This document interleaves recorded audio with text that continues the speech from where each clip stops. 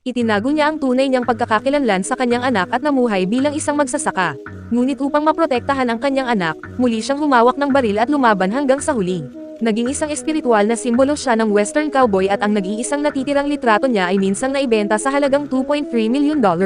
Kilala siya bilang Henry, ngunit dala niya ang isang mas maalamat na pangalan. Ang pelikulang ito ay nakasentro sa kanyang buhay at isinasalaysay ang kwento ni Billy the Kid. Nagsisimula ang pelikula sa Oklahoma noong 1906 kung saan nagtatrabaho si Henry sa bukid kasama ang kanyang anak na si Watt at ang kanyang kapatid na si Al.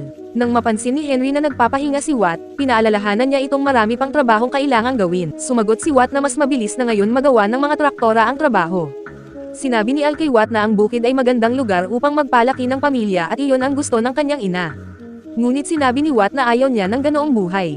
Hindi nagtagal, isang puting kabayo ang sumira sa kanilang katahimikan at payapang buhay. Sinabi ng kutob ni Henry na hindi magandang senyales ang pagdating ng kabayo. Sa katunayan, may dugo ito.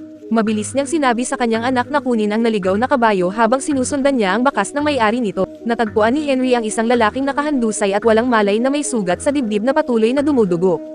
Tinakpan niya ang sugat at hinanap ang paligid kung saan nakita niya ang isang baril at isang bag na puno ng pera. Sa una ay balak niyang iwan ang lahat, ngunit nagbago ang kanyang isip. Binura niya ang mga bakas ng kanyang presensya at dinala ang lalaki at ang mga gamit nito pauwi.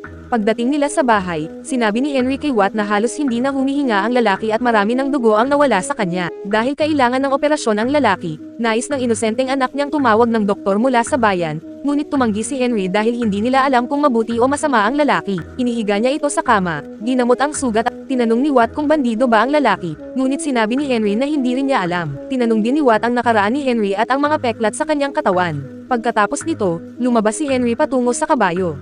Kinuha niya ang bag, maingat na tumingin sa paligid, at bumalik sa loob ng bahay. Matapos isara ang pintuan ng kanyang silid, itinago niya ang baril at ang bag sa loob ng kabinet. Naging mausisa si Watt at lihim na sumilip sa ilalim ng pinto at nakita niyang may itinatago ang kanyang ama. Kinabukasan, habang tinatali ang mga kamay ng lalaki sa kama, sinabi ni Henry kay Watt na kailangang alisin ang bala at hindi makakayanan ng lalaki ang paglalakbay papunta sa pinakamalapit na bayan, kaya plano niyang dalhin na lang ang doktor doon. Inutusan niya si Watt na manatili at bantayan ang lalaki. Tinanong ni Watt kung kailangan ba talaga ang lahat ng iyon, ngunit mariing sinabi ni Henry na oo. Samantala, ipinakita si Sheriff Ketchum na sinusundan ang bakas ng lalaki kasama sina Stilwell at Dugan. Mabilis na pumasok si Watt sa silid ng kanyang ama. Doon ay natuklasan niya ang lihim na itinatago ng kanyang ama. Nang buksan niya ang bag at makita ang napakaraming pera, labis siyang natuwa. Ngunit nang makita niya ang baril, tila nawala ng halaga ang pera. Matagal nang pangarap niya ang maging cowboy. Ngunit dahil sa mahigpit na disiplina ng kanyang ama, hindi siya kailanman nagkaroon ng pagkakataong humawak ng baril. Sinubukan niyang gamitin ang baril at naghanda siyang barilin ang isang bote sa unang pagkakataon. Nang ayusin niya ang kanyang tindig, malinaw niyang nataman ang target at umalangaw-ngaw ang putok ng baril sa paligid. Nang marinig ng sugatang lalaki ang putok ng baril, nabalisa siya at nagsimulang managinip tungkol sa sandaling binaril ang kanyang ama. Nang bumalik si Watt upang ibalik ang baril, napansin niya ang isang kahoy na kahon na nakatago sa loob ng kabinet. Kinuha niya ito, binuksan, at nakita ang isa pang baril at maraming mga ginupit na pahayagan sa loob. Habang susuriin sana niya ang mga ito ng mas mabuti, narinig niya ang pag-ungol ng lalaki kaya mabilis niyang ibinalik ang lahat sa dati nitong lugar. Malayo sa bahay, narating ni Henry ang lugar kung saan niya natagpuan ang sugatang lalaki at napansin niya roon si Ketchum at ang kanyang mga tauhan. Iniwan niya ang kanyang kabayo at tahimik na lumapit, nagtatago sa damuhan upang obserbahan sila. Sinabi ni Stilwell na talagang naroon ang sugatang lalaki at may tumulong dito na may kasanayan dahil maingat na itinago ang mga bakat. Pakiramdam niya ay may nagmamasid sa kanila kaya nagsimula silang maghanap sa damuhan. Nang marating nila ang pinagtataguan ni Henry, nakatakas na siya. Nang gabing iyon, matapos pakainin si Curry, sinimulan siyang tanungin ni Henry tungkol sa kanyang trabaho. Ipinaliwanag ni Curry na 5 taon na siyang sheriff at dati siyang deputy sa ilalim ni Big Bill Thompson sa Baxter Springs, Kansas. Nagtanong si Henry ng mga tusong tanong upang subukan kung nagsasabi siya ng totoo, at nasagot lahat ni Curry ang mga ito. Nang tanungin ni Henry kung bakit siya nagpunta sa Baxter Springs, sinabi ni Curry na tulad ng iba, pumunta siya roon upang kumita mula sa pagmimina ngunit wala siyang napala. Sinuwerte lamang siya na binigyan siya ni Thompson ng trabaho. Humingi ng paumanhin si Curry kay Henry sa pag-atake kay Watt at ipinaliwanag na bigla siyang nagising sa isang hindi pamilyar na lugar at inakala niyang bihag siya. Sinabi rin niyang narinig niya ang sinabi ni Watt kanina at tiniyak kay Henry na hindi niya iyon sinadya. Ngunit sumagot si Henry na si Watt ang talagang may ibig sabihin noon. Samantala, natunton ni Ketchum ang bahay ni Henry. Binalaan ng sugatang lalaki na hindi magandang maging kaaway ang mga iyon, ngunit nanatiling kalmado si Henry at hindi siya pinansin. Mabilis niyang sinabi sa kanyang anak na magtago at lumayo sa mga bintana habang kinukuha niya ang kanyang baril upang maghanda sa pakikipaglaban. Gayunpaman, ang amoy ng pulbure ng baril ay agad nagpaalala sa kanya na hinawakan ito ng kanyang anak. Dahil lahat sila ay nagsasabing sheriff, wala na itong halaga kay Henry at gusto lamang niyang umalis sila. Nagsalita si Sheriff Ketchum ng may kapani-paniwalang detalye at sinabi na gumawa si Curry ng malubhang krimen at hinahanap sa maraming estado, kaya hindi na matukoy ni Henry kung alin ang totoo at alin ang kasinungalingan. Ngunit sinabi ng kanyang karanasan sa nakaraan na hindi dapat pagkatiwalaan ang alinman sa dalawang panig. Ang tila kalmadong pag-uusap na ito ay puno ng nakatagong panganib at kahit ang pinakamaliit na galaw ay maaaring maging lubhang mapanganib. Ang karaniwang kalmadong si Henry ay naghahanda ng hilahin ang gatilyo. Tinanong nila ang kanyang buong pangalan at ibinigay niya ang kanyang tunay na pangalan. Mabilis niyang ipinihit ang kanyang katawan sa gilid upang maitutok ang baril sa mga kaaway habang binabawasan ang bahagi ng katawan na nakalantad. Dahil sa kanyang pangalan, biglang nagbago ang tono ni Ketchum at nagtataka kung may kaugnayan ba ang lalaking ito kay Billy the Kid, isang kilalang kriminal. Hindi sumagot si Henry at sa halip ay inutusan silang umalis kaagad dahil ang lupain ay wala sa kanilang jurisdiction. Nang makita nilang kalmado pa rin ang magsasaka, kalaunan ay umalis ang tatlong lalaki. Pagpasok sa bahay, galit na pinagalitan ang kanyang anak at malakas na sinampal. Tinanong ni Curry kung magsasaka rin ba ang ama ni Henry. Ipinaliwanag ni Henry na namatay ang kanyang ama sa Kansas noong 3 taong gulang pa lamang siya at hindi ito magsasaka. Ibinahagi ni Curry na naulila rin siya sa murang edad at lumaki sa Fort Sumner, New Mexico. Nang tanungin ni Henry kung iyon ba ang lugar kung saan binaril si Billy the Kid, sinabi ni Curry na naroon siya at nagtatrabaho noong gabing iyon at ikinwento ang buong pangyayari. Matapos marinig ito, sa wakas ay tinanggal ni Henry ang tali ni Curry. Sinabi ng isa sa mga tauhan ni Ketchum na kakaiba kung bakit ipagsasapalaran ng isang matandang lalaki tulad ni Henry ang sarili para sa isang mapanganib na estranghero. May isa pang nagmungkahing marahil inalok siya ng bahagi sa ninakaw na pera, ngunit sinabi ni Ketchum na hindi iyon ang dahilan. Ipinilit ni Dugan na dapat nilang patayin si Henry dahil isa lamang siyang matandang magsasaka, ngunit itinuro ni Ketchum na hindi humahawak ng baril si Henry tulad ng karaniwang magsasaka.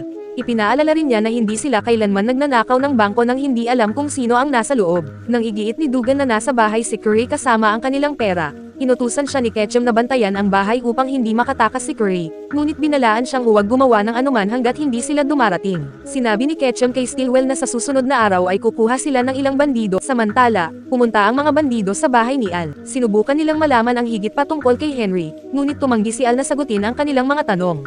Agad siyang pinatumba at nawalan ng malay. Sa bukid, tinulungan ni Henry at Wyatt si Curry na magbihis upang makaalis na siya.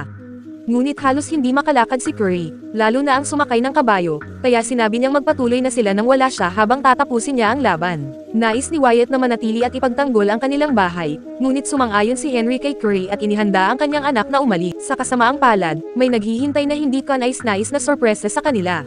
Bumalik sina Ketchum at Stilwell kasama ang ilang upahang baril. Umatras ang mag-ama papasok sa bahay habang nag-alok si Ketchum ng kasunduan, ibigay si Curry at makakaalis sila ng hindi masasaktan. Tumanggi si Henry, kaya lalo pang pinaigting ni Ketchum ang sitwasyon sa pagsasabing nahuli nila si Al, na sugatan at duguan. Sa galit, kinuha ni Henry ang kanyang rifle at binigyan ng baril si Wyatt. Inutusang manatili sa loob, lumayo sa bintana, at bumaril lamang kung talagang kinakailangan. Hindi pinansin ang pakiusap ni Curry na isuko na lang siya, hinarap ni Henry si Ketchum. Inamin ni Ketchum na hindi siya sheriff at labis siyang mausisa sa tunay na pagkakakilanlan ni Henry. Iminungkahi niyang ipagpalit si Al kay Curry, ngunit tumanggi si Henry. Nang wala silang makuhang impormasyon mula kina Henry at Al, agad na pinatay ni Ketchum si Al. Dahil dito, nagmadaling lumabas si Wyatt at nagpaputok. Hinila siya ni Henry pabalik sa loob habang gumanti ang grupo at tinamaan si Curry sa binti nang lumapit ito sa bintana. Matapos pagalitan si Wyatt dahil sa padalos-dalos na pagkilos, sinabi ni Henry na yumuko siya. Nang marinig ni Curry ang pamilyar na mga salitang iyon mula sa kanyang panaginip, sa wakas ay napagtanto niya ang tunay na pagkakakilanlan ni Henry. Siya si Billy the Kid. Hindi siya namatay sa apoy noong gabing iyon. Nakatakas siya. Hindi siya pinansin ni Henry at sa halip ay kinuha ang kanyang lumang baril at holster bago lumabas at nagpaputok matapos ang maikling palitan ng salita. Sa hindi nagkakamaling pagtama, pinabagsak ni Henry ang ilang miyembro ng grupo, pagkatapos ay muling pumasok sa bahay. Habang nagsisimulang palibutan ng natitirang mga umaatake ang bahay, kumuha si Henry ng kutsilyo at lumabas sa likod na pinto. Sinaksak niya ang dalawa sa kanila, di nagtagal ay hinarap niya si Stilwell na humugat din ng kutsilyo, ngunit napatay siya ni Henry bago pa ito makakilos. Si Ketchum na lamang ang natitira. Nagawa ni Ketchum na tamaan si Henry sa balikat. Umatras si Henry papunta sa kagubatan at hinakit si Ketchum na sumunod. Pareho silang nagtago sa likod ng mga puno habang nagpapalitan ng putok ng baril, ngunit nanag ang husay ni Henry at binaril niya si Ketchum sa binti at balikat.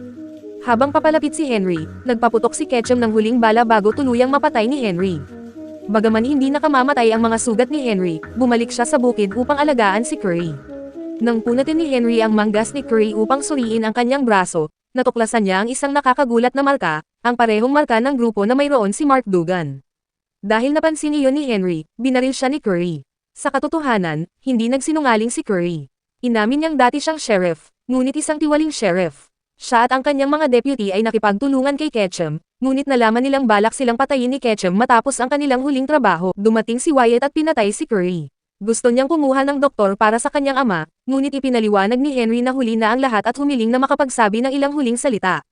Sinabi ni Henry kay Wyatt na kapag lumabas siya sa mundo, marami siyang maririnig na kwento tungkol kay Billy the Kid, ngunit kalahati lamang ng mga iyon ang totoo.